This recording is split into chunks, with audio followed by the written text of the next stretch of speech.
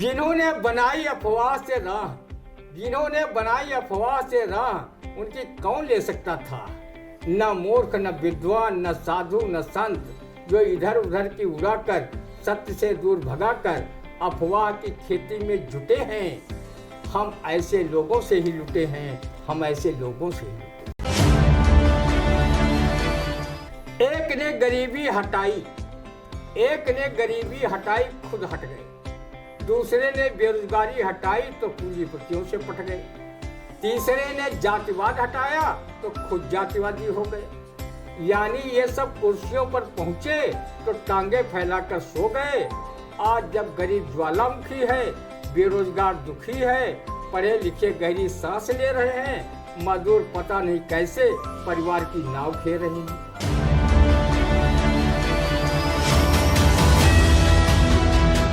नमस्कार, स्वागत है आप सभी का आई इंडिया के खास कार्यक्रम रंदा में। खबरों पर रंदा चलाने के लिए आई इंडिया के स्टूडियो में मौजूद है इस वक्त वरिष्ठ पत्रकार, कवि एवं रंगकर्मी ज्ञान प्रकाश सिंह प्रतीक जी। तो प्रतीक जी, आपका बहुत बहुत स्वागत है आई इंडिया के स्टूडियो में। आज की पहली खबर की शुरुआत करेंगे जहां प्रयागराज के महाकुंभ में पीएम मोदी ने त्रिवेणी में लगाई आस्था की डुबकी। अब इस डुबकी पर क्या कहेगा रंदा, सुनते हैं। वाह, क्या फोर्स में गंगा पुत्र डंका पर विश्व गुरु नरेंद्र मोदी ने त्रिवेणी में आस्था की डुबकी लगाई है कि उनके इस डुबकी वाले फोटो को जिसने भी देखा वो भी रंदा की तरह धन्य धन्य से महाधन्य हो गया। मूढ़धन्य अल्पज्ञानी रंदा ने पहले तो सोचा कि कोई चटक रंगों के कपड़ों की फुल ड्रेस पहनकर गंगा मैया में कोई स्त्री स्नान कर पूर्ण लाभ कमा रही है। उसे देखकर रंदा के जहन में भारतेंदु हरिचंद्र की ये काव्य पंक्तियां कुलबुलाने लगी। कौ सुंदरी नहात नीर कर जुगुल उछारत, मिल अंबुज मिल मुक्त गुच्छ मन सुच्छ निकारत। लेकिन जैसे ही रंदा को पता चला कि हमारे सनातनी पीएम नरेंद्र मोदी गंगा स्नान कर पूरे देश को पुण्य के भंडार से भर रहे हैं, उसने उन्हें मन ही मन प्रणाम किया कि चलो कम से कम दिल्ली चुनाव निपटाने के बाद आज वो गंगा मैया में डुबकी मारकर हम सबको घर बैठे बिठाए पूर्ण लाभ दिला रहे हैं। रंदा से एक मित्र ने पूछा कि मोदी जी गंगा मैया में फुल ड्रेस पहनकर क्यों स्नान कर रहे थे। नागा स्वामी तो कम वस्त्रों में स्नान कर रहे थे, वहीं बहुत से साधु सन्यासी व अन्य श्रद्धालु तो अधनंगे होकर स्नान कर रहे थे। क्या वो पूर्ण फल नहीं प्राप्त कर रहे थे। रंदा ने समझाते हुए कहा, हमारे प्रधानमंत्री उन साधु सन्यासियों की तरह तो है नहीं कि गंगा मैया में नहाकर पुण्य लाभ प्राप्त कर ले और उस पुण्य लाभ को गंगा से बाहर लाने की कोई व्यवस्था न करें। मोदी जी ने फुल ड्रेस में स्नान की और जो पुण्य लाभ मिला उसे वो कोट में लगी जेबों में भरकर गंगा मैया से बाहर आए। अगर कोई सामान कोई किसी को देता है और सामान लेने वाले के पास जेब या झोला न हो तो उसे लाने में असुविधा तो होगी ही।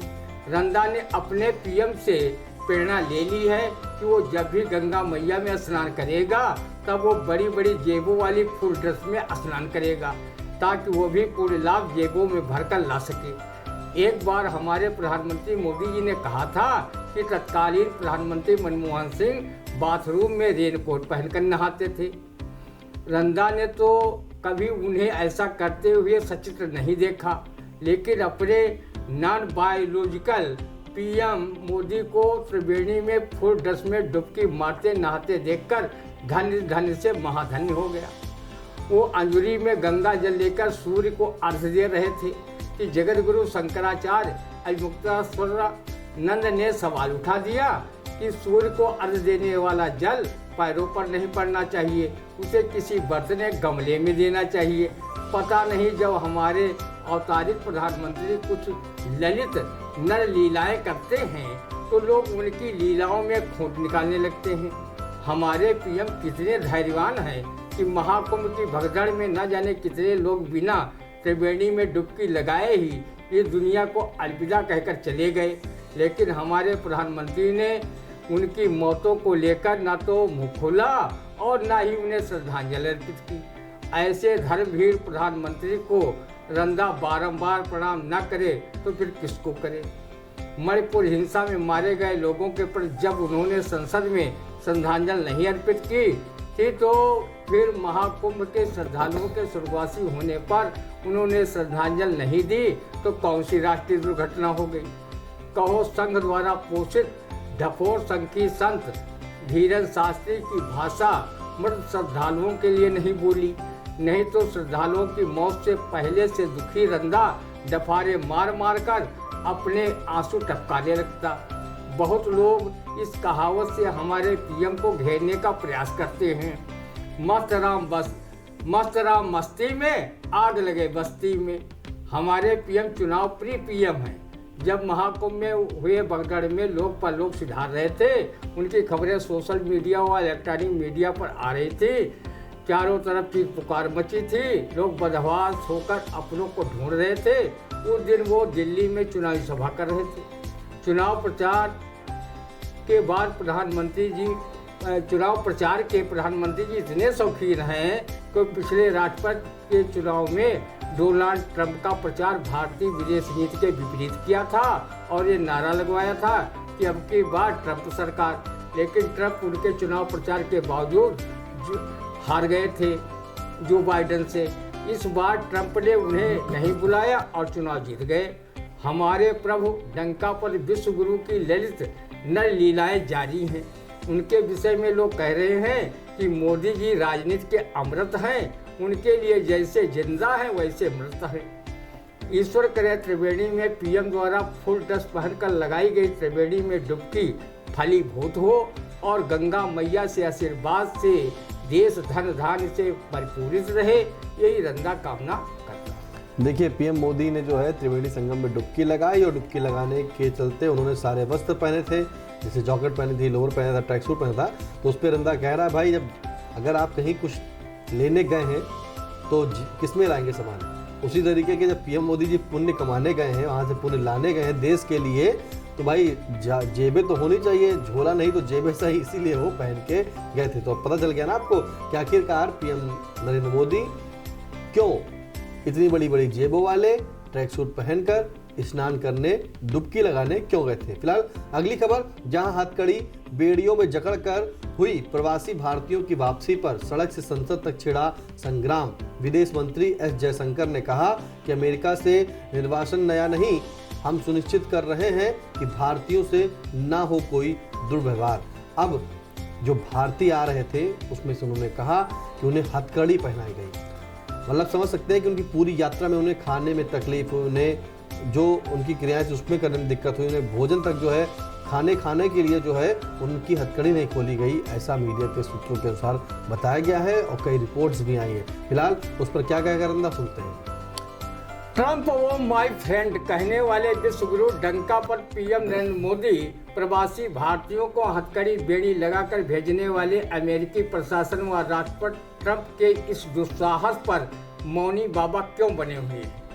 कम से कम ट्रंप सरकार के विरुद्ध निंदा स्वरूप ये फिल्मी नगमा ही अलाप देते। दुश्मन न करे दोस्त ने जो काम किया है, सारी उम्र का गम हमें इनाम दिया है। हमारे विदेश मंत्री एस जयशंकर कह रहे हैं कि अमेरिका से निर्वासन नया नहीं।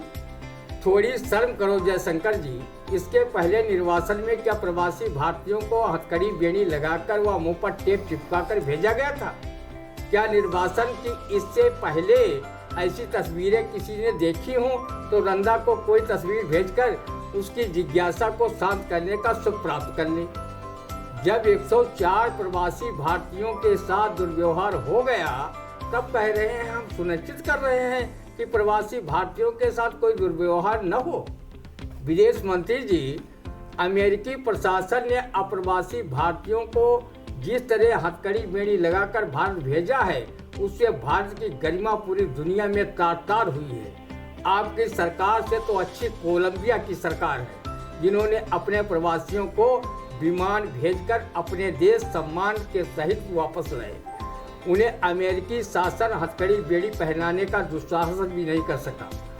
अमेरिकी राष्ट्रपति के जिगरी दोस्त विश्व गुरु पीएम मोदी के रहते प्रवासी भारतीयों के साथ कैसा अमानवीय व्यवहार हुआ पूरी दुनिया ने देखा। इसकी जितनी भी निंदा की जाए वो कम है। कपड़े देखकर धर्म पहचानने वाले मोदी जी अपने दोस्त ट्रंप की मानसिकता नहीं पहचान पाए। अगर अपने देश में भी प्रवासी भारतीयों को रोजी रोजगार व नौकरी मिलती तो अपनी जान जोखिम में डालकर अमेरिका क्यों गए होते। जिस अमेरिका की दोस्ती को लेकर पीएम व उनकी भाजपाई मंडली के लोग कसीदे पढ़ रहे हैं, वो वास्तव में भारत का कभी सच्चा दोस्त रहा ही नहीं। भारत का सच्चा दोस्त रूस रहा है और जब जब भारत पर संकट आया है, रूस ने आगे बढ़कर भारत की मदद की है। सन 1971 के भारत पाक युद्ध में अमेरिका ने भारत के खिलाफ छठा सैन्य बेड़ा भेजा था।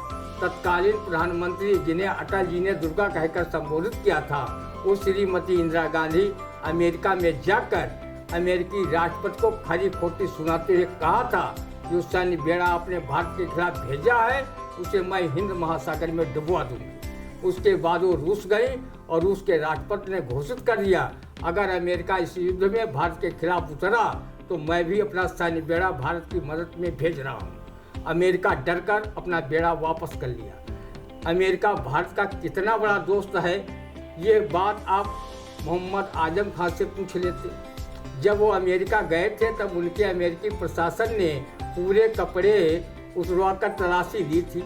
उनके नंगे शरीर के साथ कहीं कुछ ऐसा वैसा हो जाता तो देशभक्त रंदा अपना मुंह मारे सन के कहाँ छिपाता घूमता। अमेरिका ने तो भारत के तत्कालीन रक्षा मंत्री जॉर्ज फर्नांडिस के भी कपड़े सुरक्षा कानूनों का हवाला देते हुए उतरवाए थे। शाहरुख खान फिल्म अभिनेता के भी उतरवाए थे। अगर भारत की अटल सरकार अमेरिका के विरुद्ध कठोर कदम उठाए होते तो वो भविष्य में किसी भारतीय के साथ कोई अमानवीय हरकत करने से पहले 100 बार सोचता। अब कुछ दिन बाद अपने मित्र से मिलने मोदी जी अमेरिका जा रहे हैं।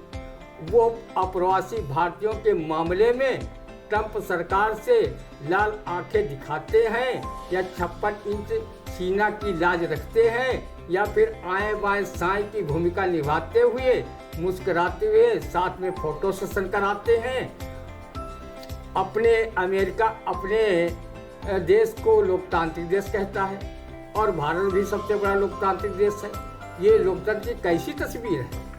क्या ये वैसी ही है जैसी कवि अवनीश मिश्र ने लोकतंत्र शीर्षक से लिखी इस कविता में कहा है? एक ने गरीबी हटाई खुद हट गए, दूसरे ने बेरोजगारी हटाई तो पूंजीपतियों से पट गए, तीसरे ने जातिवाद हटाया तो खुद जातिवादी हो गए। यानी ये सब कुर्सियों पर पहुंचे तो टांगे फैलाकर सो गए। आज जब गरीब ज्वालामुखी है, बेरोजगार दुखी है, पढ़े लिखे गहरी सांस ले रहे हैं, मजदूर पता नहीं कैसे परिवार की नाव खेल रहे हैं। सुनहरे भविष्य का आश्वासन अब भी राजनेता दे रहे हैं। वास्तव में राजनीति बहुत खराब है।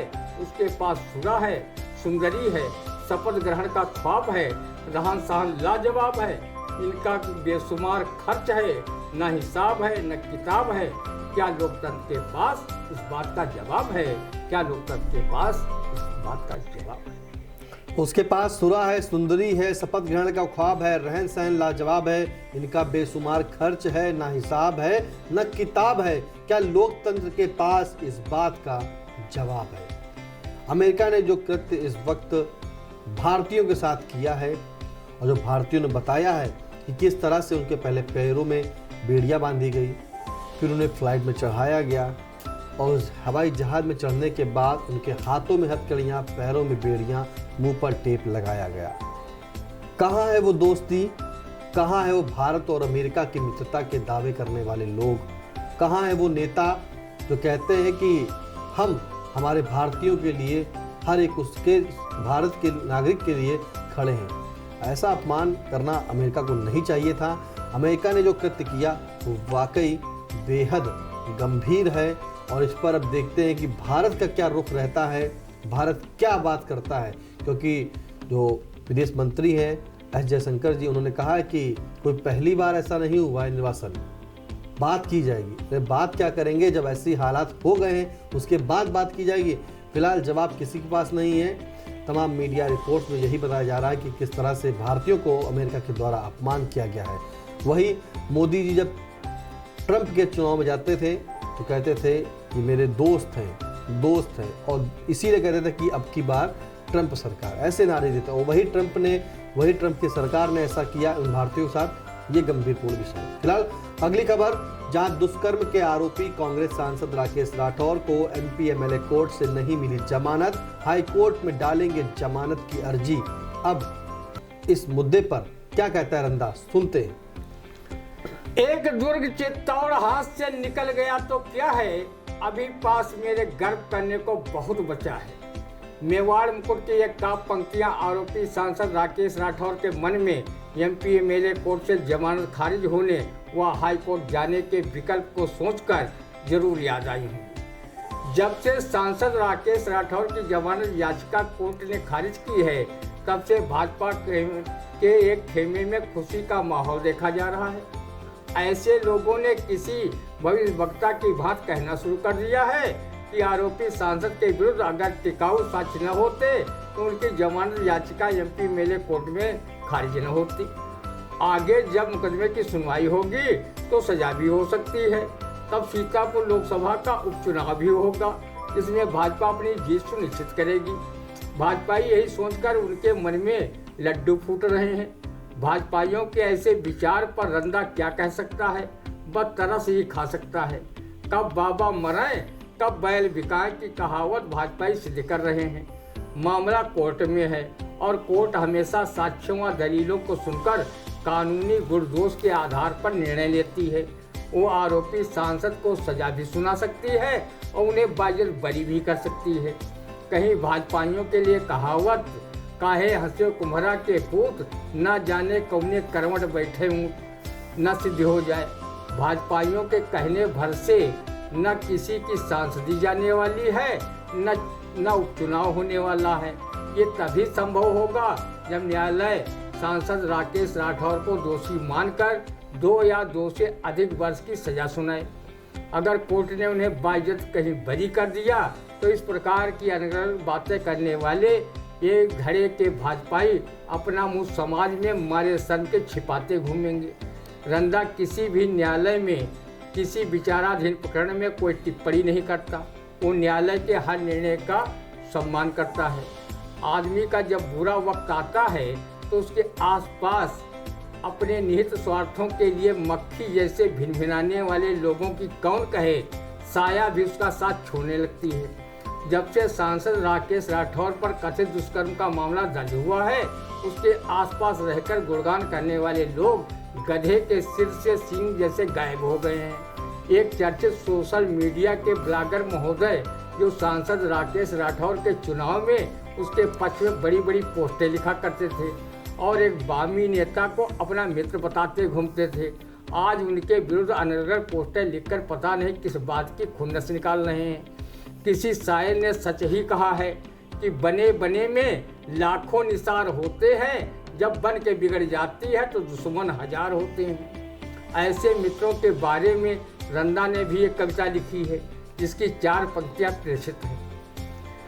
कपटी मित्र से शत्रु भी अच्छे लगे, कपटी मित्र से शत्रु भी अच्छे लगे, जो सामने भिड़ के वार का चलाए रेत, अच्छी अच्छी बातें करे हैं कपटी मित्र, प्रेम से बुलाए के कपट माँ फसाए देत, अच्छे कर मन माँ भांजी मारे सदा, सफल अरमान को धूल माँ मिलाए देत, और भीतर से काटत है कतन्नी जस, पैसा के लालच माँ जान मरवाए देत, ज्ञान प्रकाश अपने साथिन से कहें, पैसा तक इनका साथ, संकट के समय ये पीठ का दिखाई देत।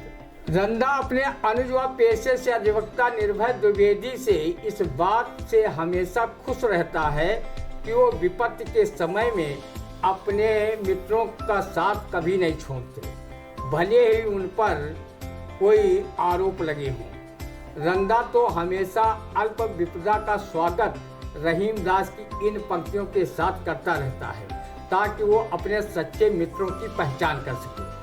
रहीमन विपदा हूँ भली जो थोड़े दिन होए, हित अनहित या जगत में जान पड़े सबको। आज जो एक खेमे के भाजपाई अफवाह फैलाकर प्रचारित करते घूम रहे हैं कि 5-6 माह में राकेश राठौर की सांसदी चली जाएगी।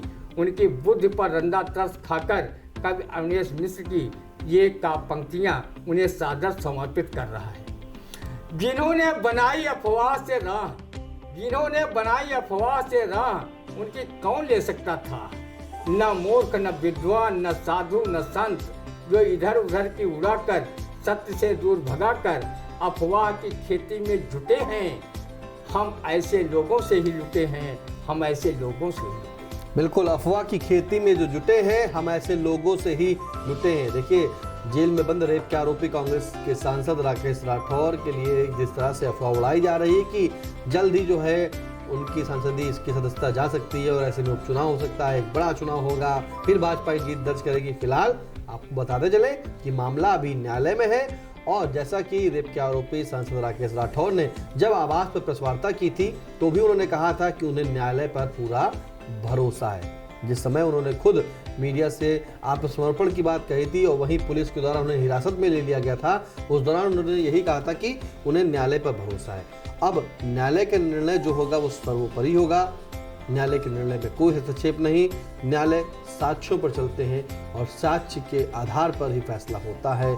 जो भी न्यायालय का निर्णय होगा उस पर सभी को मानना पड़ेगा। फिलहाल कैसा लगा आज का रंदा का कार्यक्रम, हमें कमेंट बॉक्स में जाकर जरूर बताइएगा और आपका अपना पसंदीदा I India channel Facebook, YouTube, Instagram और साथ में एक्स अकाउंट पर भी उपलब्ध है। हर एक छोटी बड़ी खबर देखने के लिए आप बने रहे हमारे साथ आई इंडिया के साथ। दीजिए इजाजत, फिर मिलते हैं आपसे अगले रंदा के कार्यक्रम। तब तक के लिए नमस्कार।